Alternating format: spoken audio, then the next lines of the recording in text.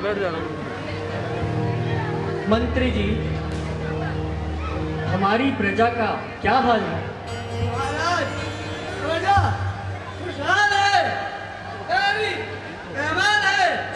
आपका बहुत वाला खुशहाल भूखाला प्रजा पालक जहाँ राजा वहाँ बहुत माता है। मैं उसके भाग्य बंदे समझ में बस नहीं आता।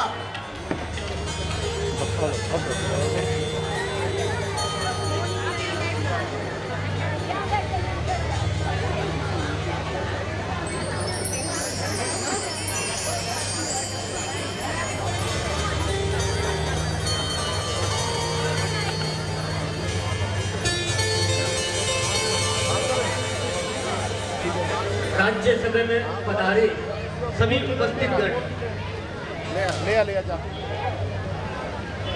जिक्र है कि यह दरबार नियम फरमाया है और आप लोगों को विशेष स्तर पर बुलाया है। मैं चाहता हूं उसका इजहार कर दूं।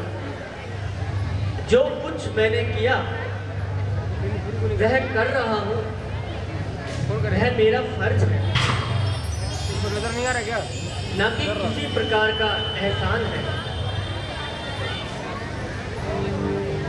अस्तु, यह तो बस ईश्वर की मेहरबानी है और इसमें किसी भी प्रकार की यश शेखी जताना बेईमानी है। सारांश यह है कि आप देखते हैं कि यह मेरी अंतिम अवस्था है।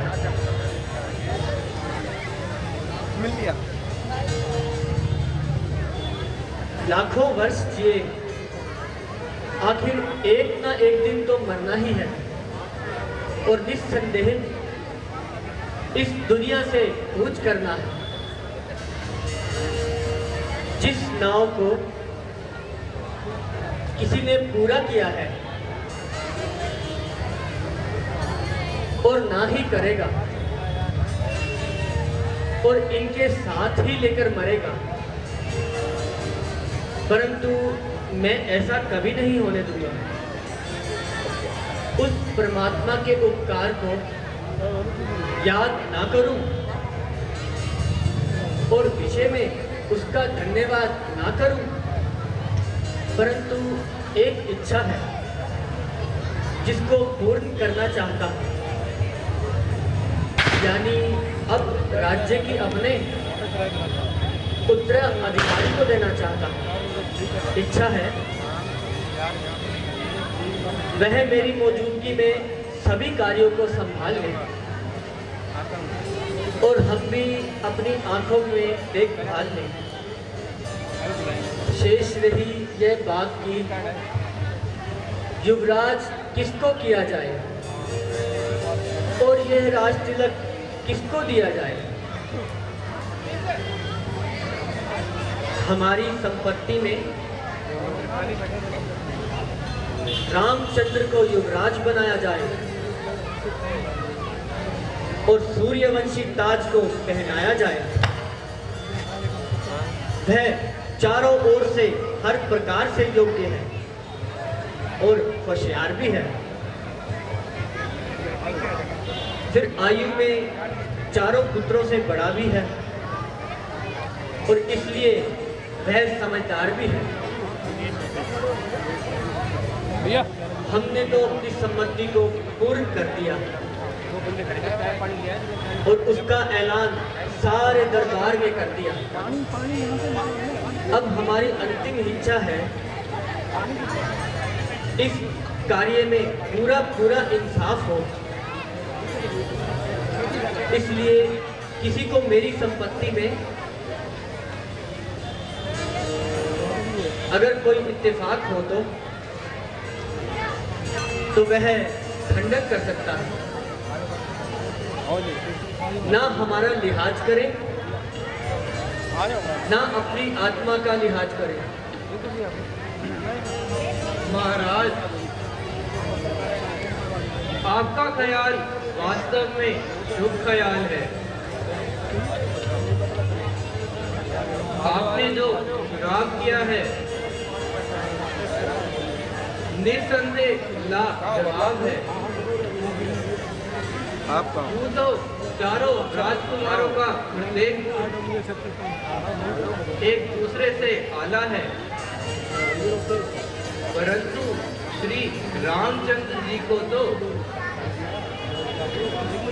परमेश्वर ने शतल चुप के गुणों में सांचे में डाला है।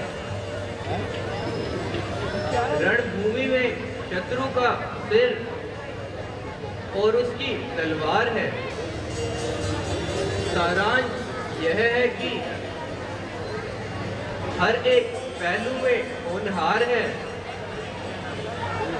और सब भाइयों में बड़ा होने की वजह से वही हकदार है।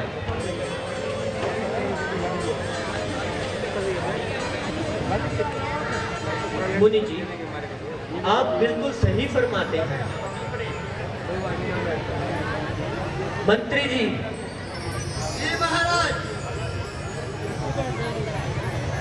इस समय सारी सभा भरपूर है। यदि आपको यह चुनाव मंजूर है तो फिर राज तिलक की रस्म अदा की जाए और इस बात की सूचना पूरे नगर में फैला दी जाए। जो आ गया महाराज।